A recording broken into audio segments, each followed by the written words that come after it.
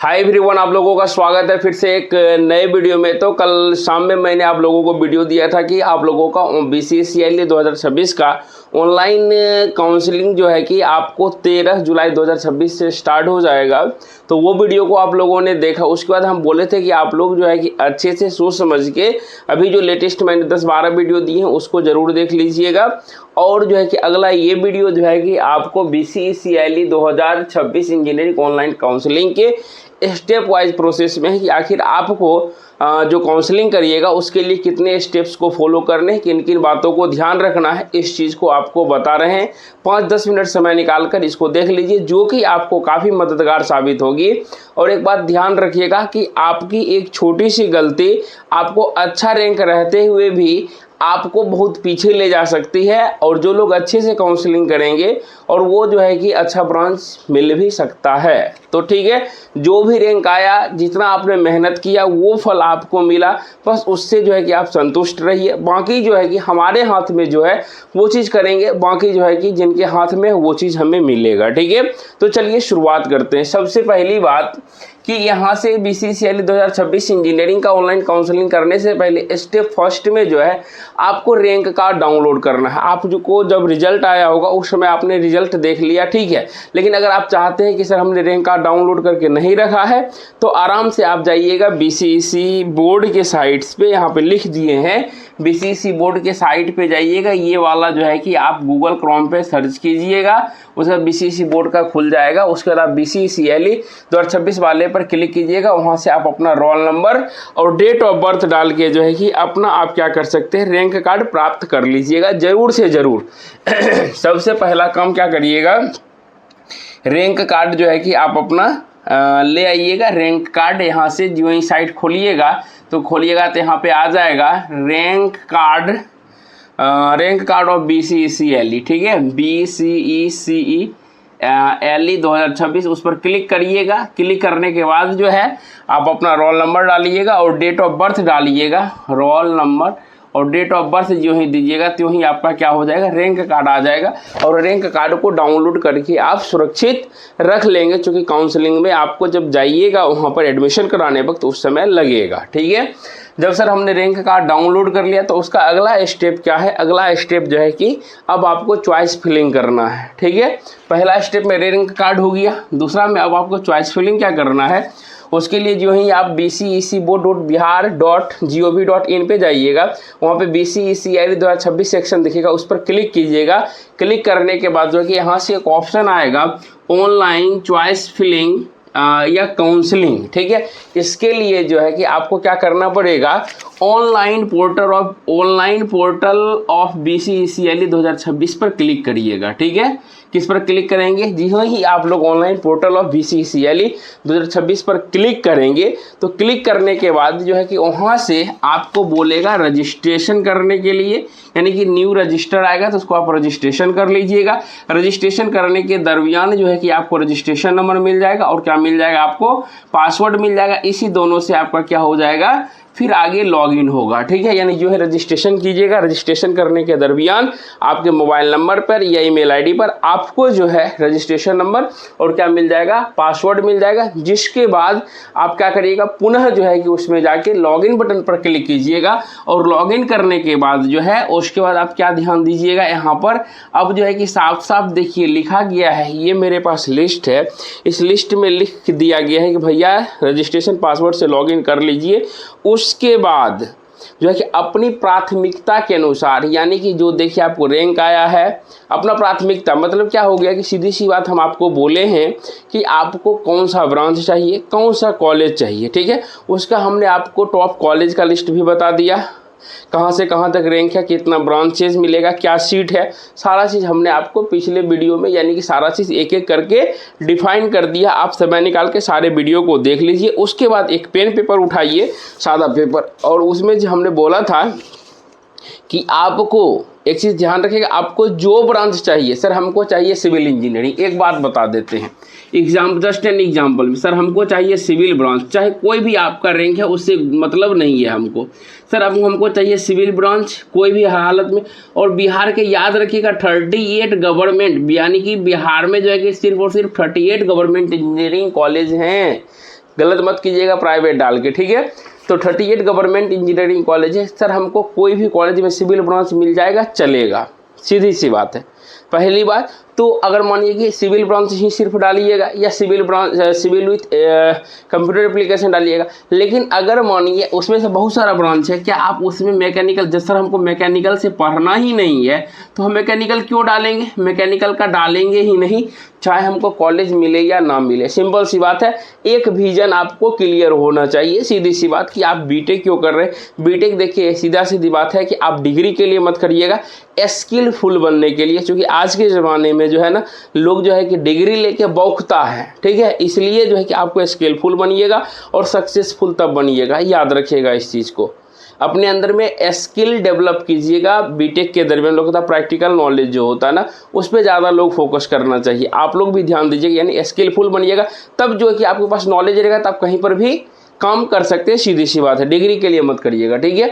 तो ये क्लियर हो गया। सर हमको ट्रिपल ई लेना, देख लीजिए ट्रिपल ई डाल दीजिए। सर हमको इलेक्ट्रिकल लेना है, जो चीज़ आपको लेना है, अगर जैसे मन में सर हम बैठा ले, अगर हमको सर सिविल मिल गया तो अच्छी बात है, अगर सर सीएससी हमको लेना तो सीएससी को ऊपर जो जैसे आप सोच रहे हैं, अगर सर पहले सिविल मिल गया तो अच्छी बात है, नहीं मिला सर सीएससी भी पढ़ सकते हैं, सीएससी डाल दीजिए। सर मैकेनिकल भी पढ़ सकते हैं, मैकेनिकल डाल दीजिए। लेकिन एक चीज़ अपना विजन क्लियर रखिएगा कि आगे चल के आपको क्या करना है, इस चीज़ पर डिपेंड करता है, ठीक है। तो ये छोटी छोटी बातों को देख लीजिए, उसके बाद अच्छे से लिस्ट बना लीजिएगा। और हम लिस्ट जो है कि आपको बनाने के लिए एक तरीका बताए थे कि एक चीज़ है, देखिए आप बिहार के 38 इंजीनियरिंग कॉलेज में किसी गवर्नमेंट इंजीनियरिंग कॉलेज से पढ़िएगा, आपका डिग्री में कहीं कोई डिफरेंस नहीं होगा, चाहे आप कटिहार से पढ़ लीजिए या आप भागलपुर से पढ़ लीजिए या MIT से पढ़ लीजिए। सिर्फ क्या होता है कि पढ़ने के दरमियान जो है कि ऐसे तो कॉलेज सारे नए नए कॉलेज हैं, मैक्सिमम कॉलेज, और वहाँ पर सारी चीज़ सुविधाएँ आपको मिल जाती है, ठीक है।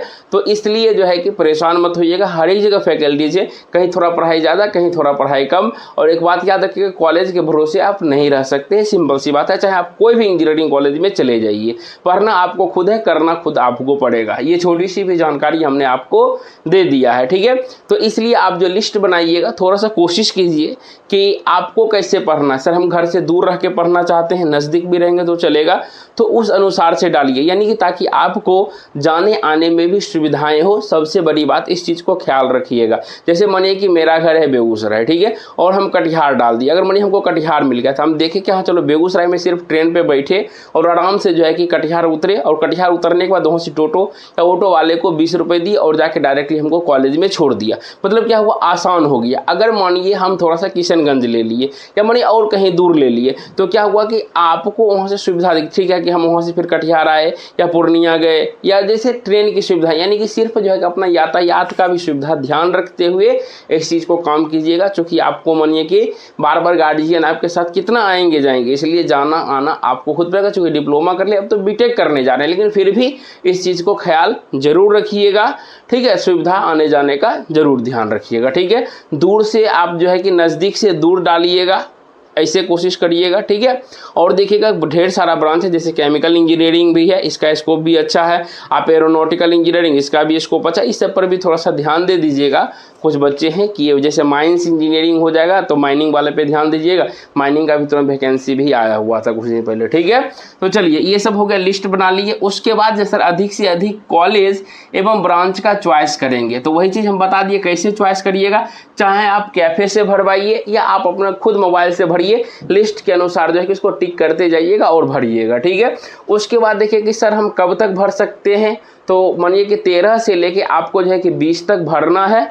तो 13 से लेके आपको 13 से लेके 21 तक है, ठीक है। 21 जुलाई तक आप भर सकते हैं, कहीं कोई दिक्कतें नहीं है। लेकिन कि देखिए कि सर ठीक है हम 13 को भर लिए, लेकिन सर हमको कुछ बदलना है, तो आपको जो लास्ट डेट दिया हुआ है, यानी कि 13 जुलाई से जो है कि आपका यह counselling start, choice filling start है, और 21 जुलाई 2026 को जो ख़त्म होने वाला है। तो एक सर हमको बीच में ठीक है 14-15 को भर लिए, तो यानी कि सर इसको अगर मानिए हम और सर बदलना चाहते हैं, उल्टा बोल रहा होगा, तो आप आराम से जो है कि उसको लास्ट डेट तक एडिट कर सकते हैं। कहीं कोई दिक्कतें नहीं है, ठीक है। एक बार जैसे आप चुन लिए सर हमको और चेंज करना है, तो आप आराम से चेंज कर सकते हैं, एडिट कर सकते हैं, कहीं कोई दिक्कत नहीं है। लेकिन एडिट करने के लिए आपको कुछ जो है कि ऑथेंटिकेशन यानी कि मोबाइल नंबर या रजिस्टर्ड ईमेल आईडी पर OTP जाएगा, तभी वह आपका अनलॉक हो जाएगा। सीधी सी बात है, अनलॉक करके फिर से उसको एडिट करके सजा दीजिएगा, तो फिर जाके फिर कहता है कि उसके बाद अगर आप बने कि सर हमने पूरा एकदम अच्छे से सब चीज़ भर दिया, हम सेटिस्फाइड है सर, हमको चलिए हम अपने लिस्ट से सेटिस्फाइड है, तो आप उसको लॉक कर दीजिए। लॉक कर दीजिएगा तो एक सिक्योरिटी हो गया, यानी कि हाँ हमने सर लॉक कर दिया, कहीं कोई दिक्कत नहीं। लॉक जो ही कीजिएगा तो ही आपके ईमेल आईडी पर हो, जो है रजिस्टर्ड ईमेल आईडी पर ईमेल के माध्यम से आपको वो सेटिस्फाइड जो लिस्ट आप जो भरिएगा फाइनली सबमिट कीजिएगा, वो आपके ईमेल आईडी पे आ जाएगा, ठीक है। नहीं आएगा भी तो कोई प्रॉब्लम नहीं है। तो अब देखिए, अगर सर मानिए कि हम गलती से नहीं लॉक किए लास्ट डेट तक, तो लास्ट डेट के बाद जो है कि वह ऑटोमेटिक स्वतः लॉक हो जाएगा, आपको घबराने की ज़रूरत नहीं है, सीधी सी बात है, ठीक है। अब देखिए उसके बाद एक चीज़ बात और भी कहा गया है यहाँ पर कि भैया रजिस्टर्ड मोबाइल नंबर जो आप दिए होंगे, ईमेल आईडी जो है उसको किसी भी शर्त पे कभी भी नहीं बदला जा सकता है। सिंपल सी बात, इस चीज़ को समझ लीजिएगा, क्लियरिटी यहाँ तक समझ लीजिए, ठीक है। तो उसके बाद लास्ट में क्या कह रहा है, इस चीज़ को ध्यान दीजिए कि भैया यहाँ से ऑनलाइन काउंसलिंग हेतु जो है कि चॉइस फिलिंग की प्रक्रिया, ठीक है। ऑनलाइन जब आप काउंसलिंग कर रहे हैं तो उसमें जो चॉइस फिलिंग कर रहे हैं, इस प्रक्रिया इसका प्रोसेस सिर्फ और सिर्फ 1 टाइम है। 1 टाइम कब तक है भैया? सिर्फ और सिर्फ आप जो कुछ भी कर सकते हैं 13 जुलाई से लेकर 21 जुलाई तक ही उसमें छेड़छाड़ कर सकते हैं। उसके बाद जो है कि आप कुछ नहीं कर सकते हैं, आप सिर्फ बैठ के देख सकते हैं, उससे ज़्यादा कुछ नहीं कर पाएंगे। इसलिए जो भी बच्चे चॉइस फिलिंग करना चाहते हैं, ऑनलाइन काउंसलिंग करना चाहते हैं, वह अपना काम 13 जुलाई से लेकर 21 जुलाई तक कर लेंगे। यानी कि फर्स्ट राउंड से पहले, चूँकि सेकेंड राउंड जो है कि में आपको कुछ करना नहीं होता है, डेट आता है ऑटोमेटिक जो है कि वहाँ से पब्लिश हो जाता है, ठीक है।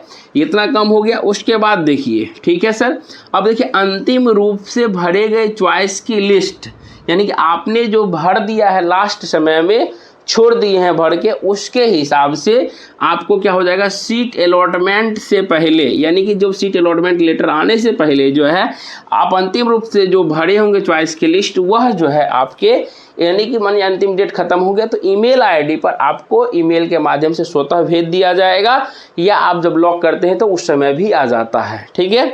2 काम हो गया। उसके बाद देखिए एक चीज़ है, कहा कि निर्धारित अंतिम तिथि तक, जो आपको 21 जुलाई 2026 दिया गया है, चॉइस फिलिंग किया है, यानी उस तक जो आपने चॉइस फिलिंग किया है उसी के आधार पर, मेधा सह विकल्प के आधार पर आपका सीट अलॉटमेंट किया जाएगा। क्या किया जाएगा? सीट अलॉटमेंट किया जाएगा, यानी जिसे आप नेक्स्ट प्रोसेस, अब उसके बाद आपको क्या रहेगा, जो अलॉटमेंट लेटर आया है, सीट अलॉटमेंट लेटर, उसको आपको देखना है। और देखने में क्या करना है, जिसको आप कब देख सकते हैं, उसे से हम देख सकते हैं सर 25 जुलाई को देख सकते हैं। यानी कि भैया 25 जुलाई 2026 को आपको जो मिलेगा सीट अलॉटमेंट होगा, उसको आप देख सकते हैं। यानी कि इस प्रकार से कंक्लूजन ये निकला कि भैया हमको ऑनलाइन प्रोसेस जो करेंगे, ऑनलाइन काउंसलिंग, उसमें किन बातों को ध्यान रखना है, मैंने अच्छी तरीके से आपको बता दिया है, ठीक है। तो सारा चीज़ आपके यहाँ पर अवेलेबल है। आप इससे 5-6 वीडियो पहले तक जाइए। टॉप इंजीनियरिंग कॉलेज हो गया, कॉलेज का लिस्ट हो गया, सारा चीज़ हमने एक एक करके बता रखा है।